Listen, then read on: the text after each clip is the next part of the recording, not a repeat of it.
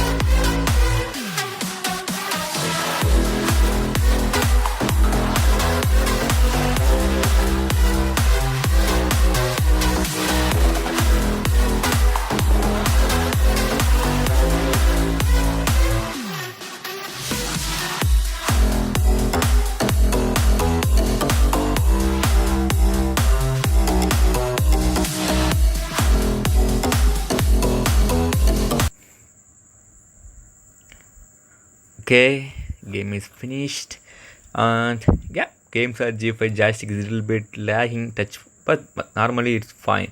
Well guys, I'm killed only two zombies, and let's find out the sound test. I am maximum 3.5 minutes underwater gaming review this device, and any issues for the sound quality? Yep. Okay, I am turn off the Wi-Fi and Bluetooth and go to settings, and let's find out the sound test.